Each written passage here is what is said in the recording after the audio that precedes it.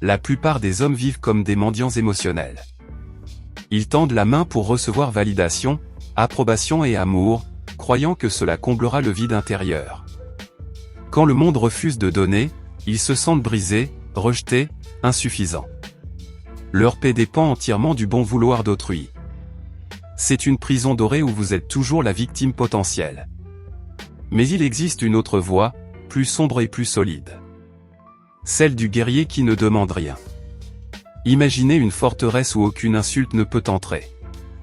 Ce n'est pas de l'indifférence froide, c'est une souveraineté totale. Aujourd'hui, nous n'allons pas apprendre à ignorer les gens, mais à devenir immunisés contre leur pouvoir. La douleur vient de l'attente, pas de l'action.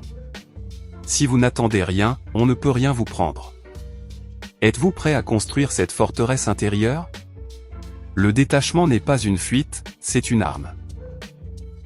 Arthur Schopenhauer, le philosophe du pessimisme, a illustré cette souffrance avec son célèbre dilemme du hérisson. Des hérissons cherchent la chaleur en hiver, mais s'ils se rapprochent trop, leurs piquants se blessent mutuellement. S'ils s'éloignent, ils gèlent. Beaucoup d'hommes interprètent cela comme une nécessité de l'isolement total. Ils choisissent le froid plutôt que la blessure.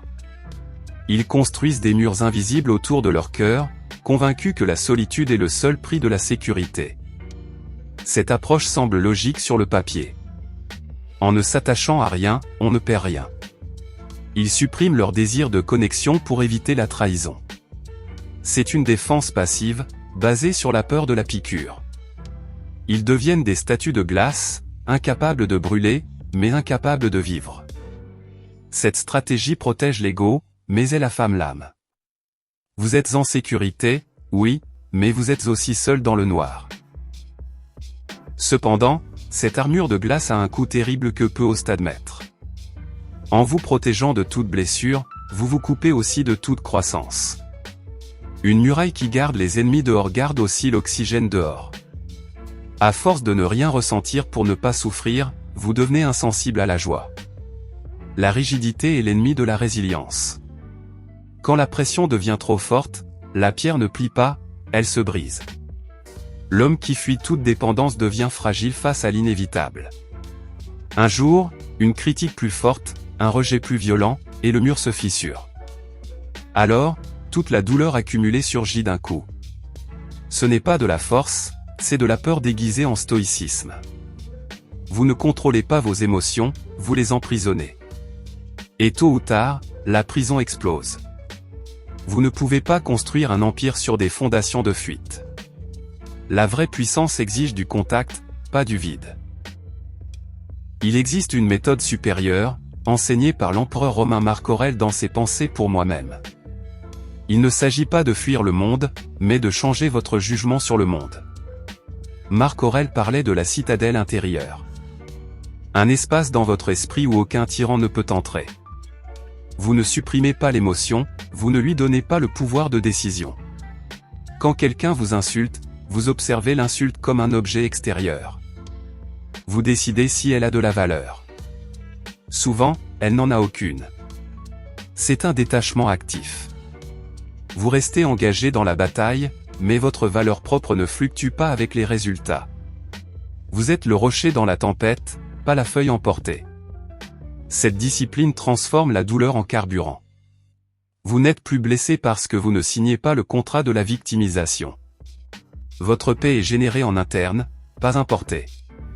C'est ainsi que l'on devient inatteignable sans devenir seul. La vérité réside dans l'équilibre entre la conscience de Schopenhauer et la force de Marc Aurèle. Accepter que les autres ont des piquants, c'est leur nature. Ne soyez pas surpris quand ils piquent. Mais gardez votre citadelle intérieure verrouillée.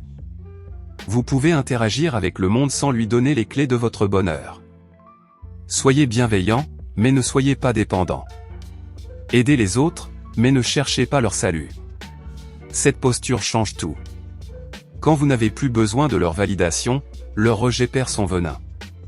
Vous devenez fluide, capable de naviguer parmi les hommes sans vous briser contre eux. C'est l'art de tenir une épée sans se couper soi-même. Vous marchez dans la foule, mais vous appartenez à vous-même. Cette liberté est la forme ultime de pouvoir masculin. Personne ne peut vous blesser si vous ne validez pas leur autorité sur votre esprit. Vous êtes le gardien de votre propre paix. Le monde essaiera de vous ébranler, de tester vos fondations à chaque instant. Laissez-le faire. Vous êtes la montagne, pas le sable. Cette transformation ne se fait pas en un jour, mais chaque jour compte. Si cette vision résonne avec votre combat intérieur, rejoignez les rangs. Abonnez-vous à Esprit de Fer. Nous ne sommes pas ici pour des conseils mous mais pour forger du caractère. Nous construisons des hommes qui se tiennent debout seuls, ensemble. La route vers la maîtrise de soi est longue, mais vous n'avez plus besoin de marcher dans l'ombre. Activez la notification pour ne rien manquer de notre ascension. Votre futur vous remerciera d'avoir commencé aujourd'hui. Ne regardez pas en arrière. Le détachement est votre bouclier, la discipline est votre épée. Prenez le pouvoir sur votre esprit, et le monde s'alignera. La force est en vous, il suffit de la réveiller maintenant.